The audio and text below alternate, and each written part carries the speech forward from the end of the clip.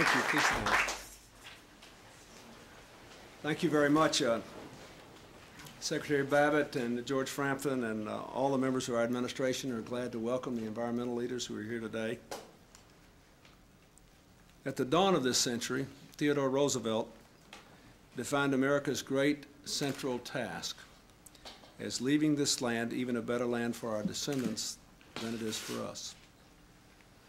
This is the vision of environmental stewardship that has inspired our Lands Legacy Initiative, the historic plan I unveiled earlier this year to protect America's threatened green and open spaces. 2 weeks ago, I had the great honor of signing into law the funding for this Lands Legacy Initiative. Although much of the news of that day concentrated on budget victories for education and public safety, it was also a remarkable day for the environment. With one stroke of the pen, we made it possible to add hundreds of thousands of acres to our children's endowment of natural wonders.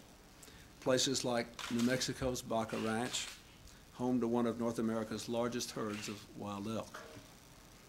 Today, I will be sending to Congress a list of 18 additional natural and historic sites we propose to protect with new Lands Legacy funding. Our list includes sections of Hawaii's Hakalau Forest, which supports hundreds of species of rare plants and birds. It includes critical habitat on Florida's Pelican Island, where Theodore Roosevelt established the nation's very first wildlife preserve. It includes the birth home and burial place of Martin Luther King, Jr. We now have funding to protect all these places. We have willing sellers, and we look forward to speedy review by the appropriate committees in Congress. I'm also pleased to report on the status of yet another effort to protect the lands we hold sacred. A year ago, I asked Secretary Babbitt to report to me on unique and fragile places that deserve to be protected as national monuments. This morning, Secretary Babbitt presented me with his recommendation that I use my executive authority to create 3 new national monuments in Arizona and California, and to significantly expand another in California. Each of the sites already belongs to the American people, and no land purchases would be required.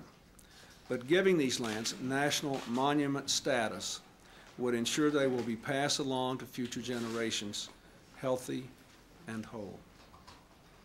The first of the proposed new monuments is located on the northern rim of the Grand Canyon, and it consists of stunning canyons and lonely buttes shaped by the hand of God over millions of years. The second, a desert region in the shadow of rapidly expanding Phoenix, is an archaeological treasure trove containing some of the most extraordinary prehistoric ruins and petroglyphs in the American Southwest. The third, off the coast of California, would encompass thousands of small islands and reefs that serve as essential habitat for sea otters and seabirds forced from the shore by extensive development. Finally, this proposal calls for expanding California's Pinnacles National Monument, the site of the spectacular volcanic spires and mountain caves. Secretary Babbitt's recommendations come as a result of careful analysis and extensive discussions with local citizen, state, and local officials, and with members of Congress. And I will take them very seriously. I expect to make a decision on the sites early next year. Like Theodore Roosevelt, I believe there are certain places humankind simply cannot improve upon, places whose beauty and interest no photograph could capture, places you simply have to see for yourself.